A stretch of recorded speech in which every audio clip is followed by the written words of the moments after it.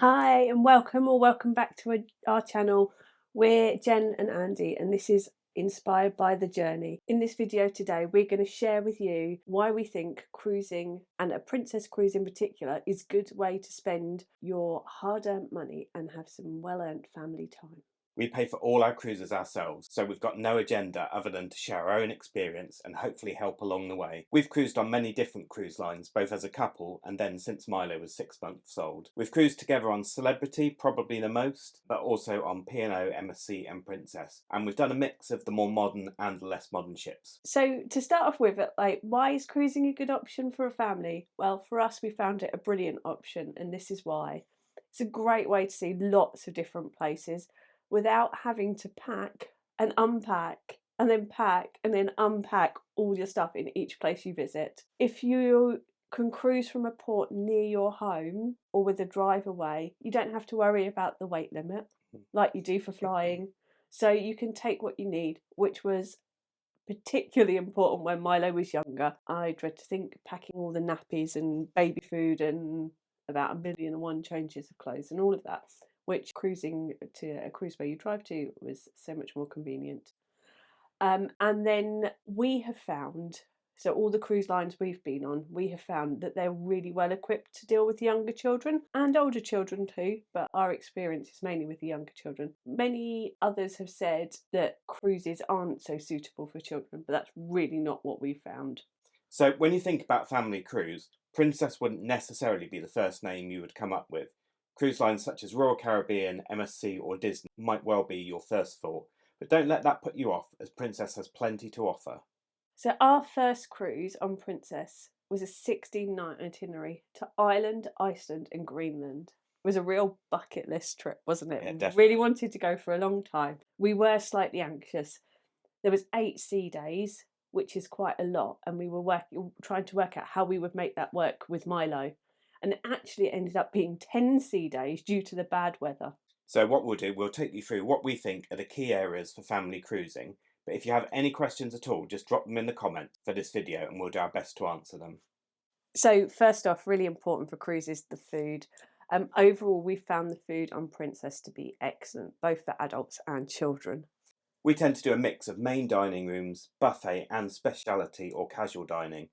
If you're not familiar with Princess, casual dining are the restaurants with a small extra charge. If you have the Princess Plus or Premier package, then you either have 2 or unlimited meals at these restaurants, and the restaurants themselves do vary from ship to ship. The main dining room has a specific kids menu, the children's menu, which remain the same through the entire cruise. You can also order from the main menu for children if there's something specific that the child would like to eat that night. So on our most recent cruise on Caribbean Princess, we found the service in the main dining room to be excellent, and then we would make sure that the children's food was brought to the table quickly.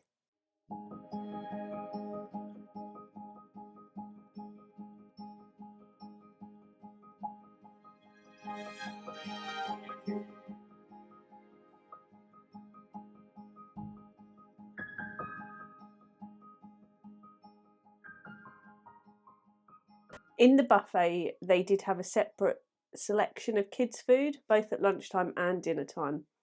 But there wasn't a specific kids' tea time like there has been on other cruises like P&O, Iona. But Milo could always find something he liked in the buffet. We dined at Sabatini's once with Milo, and we didn't have to pay for him, although he did order some food from the adults menu. We also dined at Planks, which is the dedicated barbecue casual dining venue, and Milo was quite happy to have the sausages, pulled pork and bits like that. Is it good?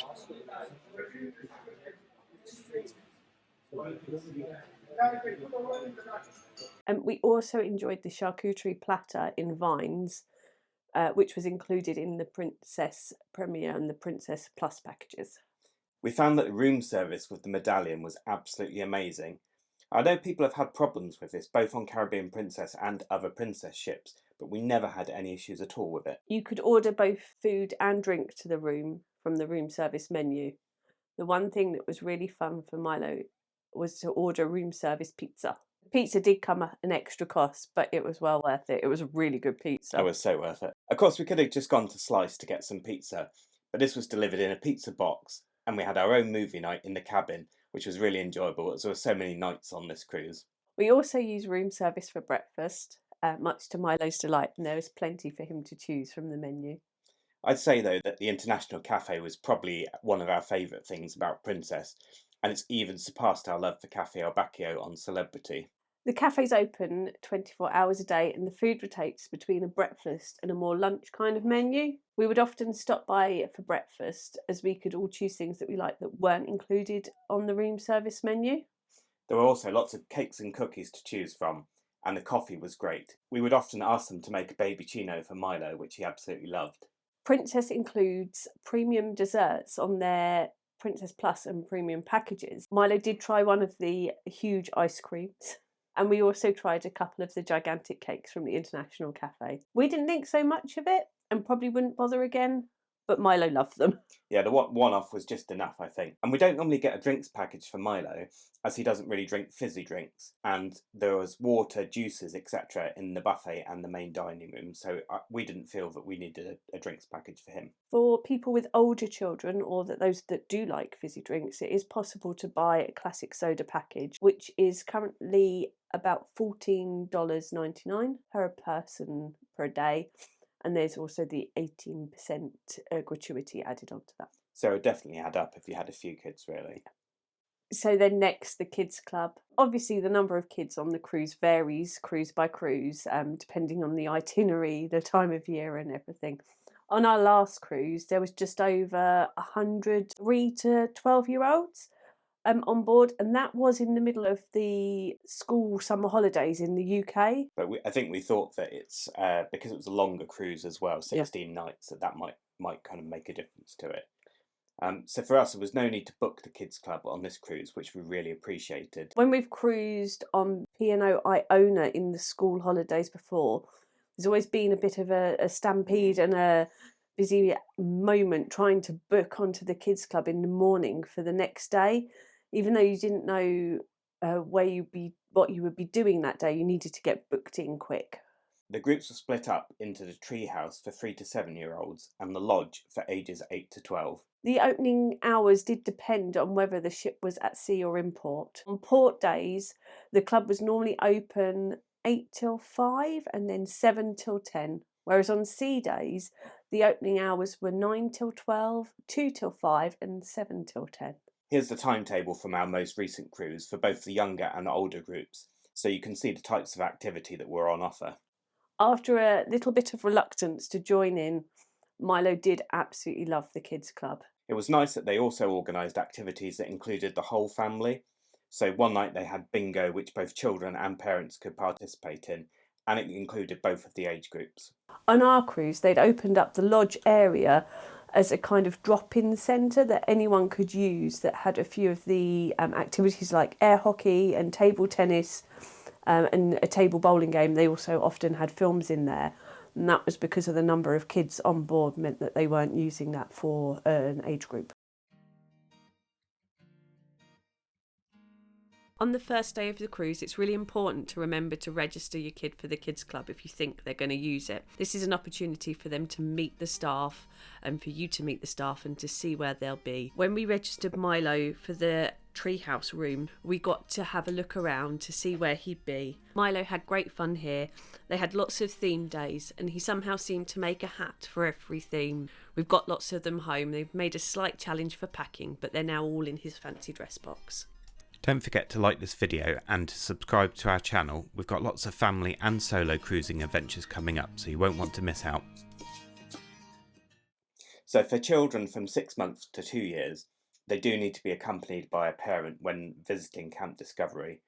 This is similar to what we found on Celebrity when Milo was that age. P&O Cruises from the UK is also similar, but they do have the night nursery for 6 months to 4 years, and MSC have baby care for a limited number of babies, so it's a bit different by each cruise line. On Princess, the teens, so 13 to 17, have the beach house as their area where they can meet up. We haven't had any experience of this, so haven't actually spoken to anyone with teens to find out what they thought. Let us know in the comments if you've travelled with a teen on Princess and whether they enjoyed it or not. Yeah, I'd be really interested to find out. So, what about activities outside of the kids' club? Now, what you won't find on Princess ships are the bells and whistles that there are on Royal Caribbean, MSC, or Norwegian ships. There's no aquapark, bumper cars, or large arcades that you'll find on those kind of ships. So, if you're looking for those kind of things, then Princess may not be the best choice for your family holiday. We understand that on some of the newer princess ships, like the Sun Princess are trying to offer more of these sorts of things. But at the moment, some of these editions are closed, as Princess couldn't accept them on delivery. Yeah, so at the moment, we don't know what will happen with those things, but they're not on Sun Princess. We haven't travelled on the Sun class ships yet, um, but if you have, how did you find that experience of travelling with children? Obviously, the facilities vary a lot from ship to ship. On Caribbean Princess, at one of the major dry docks, they'd added a splash zone for the kids. This area would be great in warm weather. Our cold itinerary didn't stop Milo from getting his wetsuit on and splashing about. This was another time when the Medallion app was came in really handy, so I could order a hot drink to keep warm whilst Milo had fun. So lots of the ships have got mini golf. We used it on our first day. It was quite fun, but it was a bit of a kind of one and done thing, really. The majority of princess ships have a sports area, and this seemed to be very popular with the teams, but we didn't use it ourselves. So all of the princess ships have a wide range of pools, as you'd expect, with some of them designated as adults only. Again, this varies from ship to ship.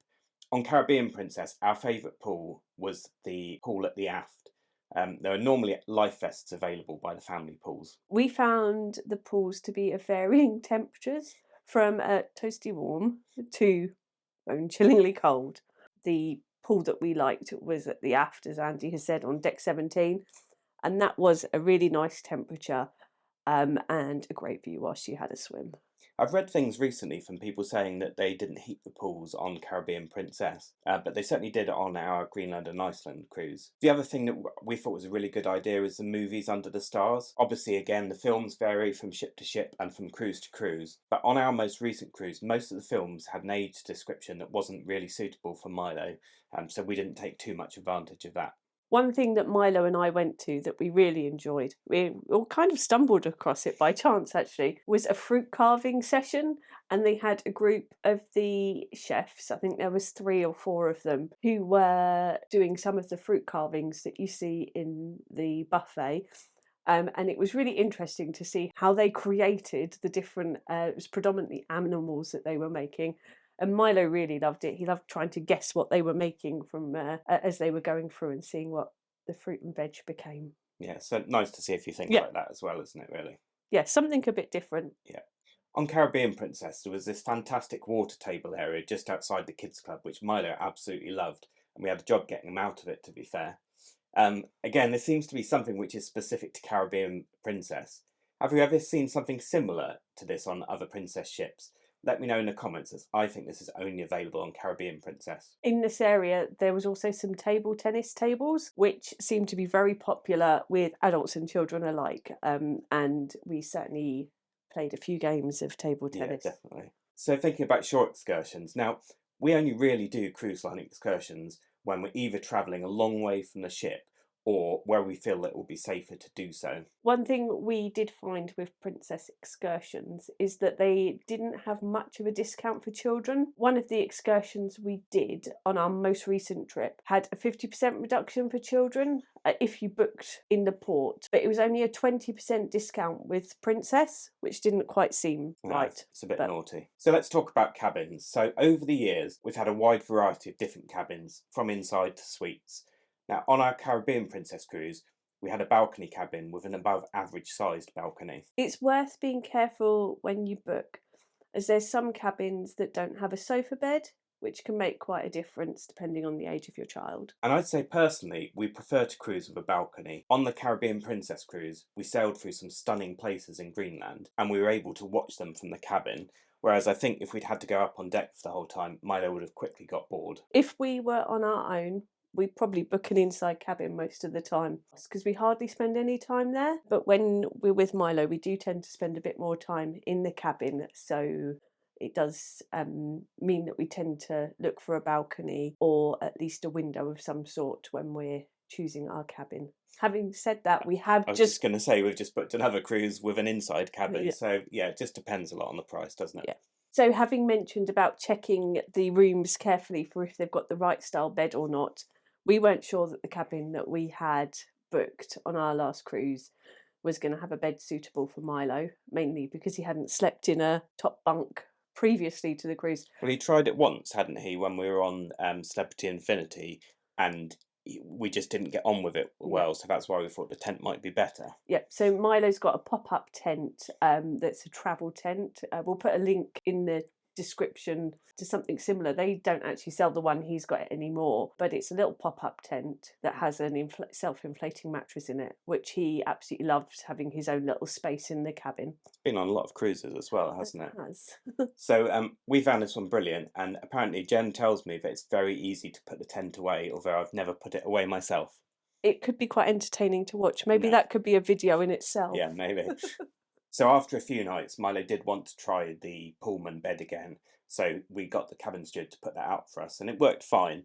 I think the only thing about it was that in the layout of our cabin, you then couldn't have the two main beds next to each other, or if you did, one of you had to kind of climb underneath them. So it's just worth bearing in mind, really. Yeah, we can share some photos. We can see in the picture the layout of the room, the different ways we had it set up, which will help you decide if it's the right thing for you or what will work best for you. One of the other things that we loved on Princess in the cabin was the availability of on-demand movies and the TV programs. I know that people say that you're on holiday and why do you watch TV? And it's no big deal not having on demand movies and TV programs. But traveling with then 5-year-old, actually, it was really important. It was nice to have some downtime in the cabin.